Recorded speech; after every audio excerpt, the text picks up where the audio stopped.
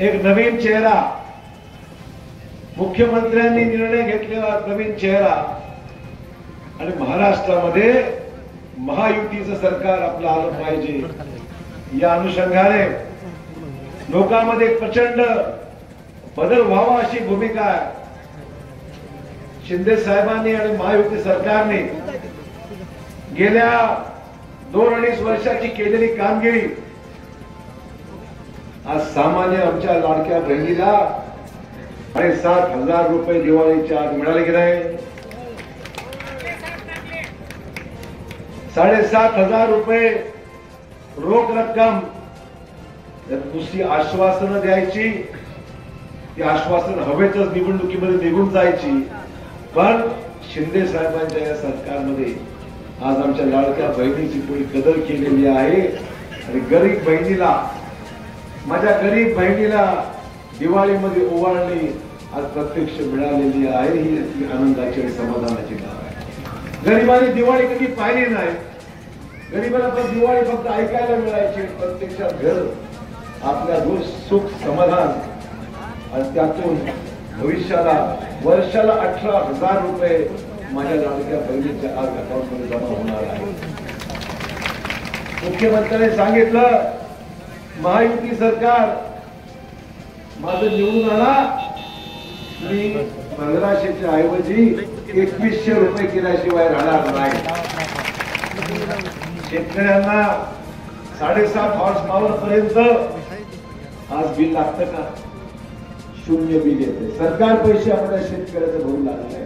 7.5 SP पर्यंत आज शेतकऱ्याला लाईटचं बिल भरायची गरज नाही. 0 बिल आलं की नाही? आलं असेल, अनेक रुपयांचं तरी बिल आलं. हो म्हणाला आलं की नाही? तुम्हाला अरे गरज नाही, कारण की पैसे भरायचे नाही. मी त्याचा पाहिजे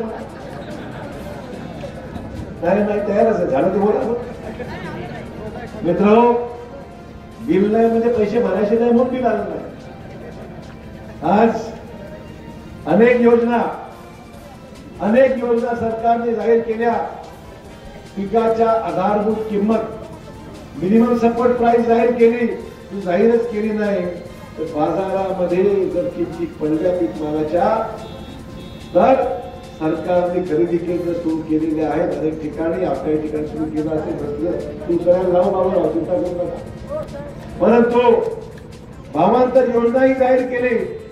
मार्केटपेक्षा किंवा बाजारभावापेक्षा किंमत कमी मिळत असेल तर सरकार तुम्हाला मधला गॅप जो आहे तो भरून द्यायला सरकार तयार आहे. ही भूमिका सरकारने घेतली. एवढ्या योजना प्रत्यक्षात ज्यावेळेस मिळतात तर मला वाटतं की आता बदल केला पाहिजे. माझ्या मित्राला भरपूर मदत मी केली. जुन्या मित्र, आता नवीन मित्र आहे आमचा आता नवीन मित्र आहे.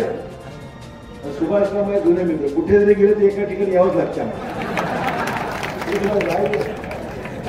सुभाषराव तुम्ही कधी तिकडे गेला तर इकडे गेला तर शेवटी यावं लागते ना. माझ्या मागे लागून त्यामुळे सुभाषरावला माझ्याशिवाय करमत नाही आणि मला सुभाषरावशिवाय करमत नाही. अशा प्रकारची परिस्थिती आहे. अतूट नातं आहे, अनेक वर्षाचं नातं आहे. त्याने अनेक वेळा मला शिव्या दिल्या. शिव्या म्हणजे माहिती पूर्ण शिव्या ठीक आहे म्हणलो का? मला माहिती आहे शेवटी कधी यायचंय. मित्र, या हदगाव मतदारसंघाला आता काहीतरी वेगळा विचार करण्याची गरज आहे. शिंदे साहेबांसारखे सरकार देशामध्ये मोदी साहेबांचं नेतृत्व 2047 पर्यंत विकसित भारताची भूमिका ज्या मोदी साहेबांनी व्यक्त केलेली आहे, हा देश परिवर्तनाच्या एकंदरीत लाटेमध्ये आता लाट सुरू झालेली आहे. हायवे झाले, रेल्वे झाल्या, वंदे भारत आली, आम्हाला बुलेट ट्रेन बघायची आहे, विमानसेवा सुरू झाली. सर्वत्र भारत वेगाने पुढे जातोय. सामान्य माणसाला एक आशा आहे, हे नेतृत्व, हे सरकार काम करणारं सरकार, हे सरकार जे बोलते ते कृतीमध्ये आणणारं सरकार आहे. 24 तास काम करणारा मुख्यमंत्री शिंदे साहेबांनी आम्ही एक ठिकाणी सहकारी राहिलेलो आहे. शिंदे साहेबांचं काम मी जवळून पाहिलेलं आहे. मी तर चमत्कार पाहतो की 18 तास माणूस काम करतो, झोपतो कधी आणि उठतो कधी आणि काम कधी करतो मलाही समजलेलं नाही. एवढं काम करणार माणूस. तर महाराष्ट्राला गरज आहे, महाराष्ट्राला गरज आहे एका मजबूत मुख्यमंत्र्याची, एक विचार करणारा सामान्य माणसाचा विचार करणाऱ्या मुख्यमंत्र्याची. आणि देशाला गरज आहे मोदी साहेबांच्या नेतृत्वाखाली देशाला पुढे द्यायची. निर्णय थांबत नाहीत, हिंमत आहे काम करायची, धमक आहे काम करायची. आणि म्हणून मला अभिमान आहे की मोदी साहेबांच्या बरोबर काम करण्याकरता त्यांनी मला बोलवलं आणि मला सांगितलं, अशोकराव तुम्ही जिकडे होता तुम्ही वनवास भोगला, आता माझ्या बरोबर या, तुम्हाला मी खासदार ताबडतोब करतो. 24 तासाच्या आत मला खासदार या महाराष्ट्राचं त्यांनी केलं. प्रश्न खासदारकीचा नाही आहे, प्रश्न मान सन्मानाचा आहे. माझ्यासारख्या माझं सर्वच पाहिलं की पाहायची कमी राहिलेली नाही मला. तो ज्यावेळेस देशाचा प्रधानमंत्री आपली एवढी भूमिका घेऊन मला बोलून घेतात आणि सांगतात, तर मला वाटतं ठीक आहे, आपल्या आयुष्यामध्ये ज्यांचं काम केलं तरी आपली कदर कधी केली नाही. या माणसाने जर बोलून शब्द दिला आणि 24 तासाच्या आत पाळला, शब्द पाळण्याच माणसाचा शब्दाची आज किंमत आहे ना. अशोक चव्हाणाच्या मागेला, याच्या मागेला, त्याच्या मागेला. मित्रांनो, मराठवाड्याला गरज आहे, मराठवाड्याची गरज आहे, जी भूक आहे ती विकासाची भूक आहे.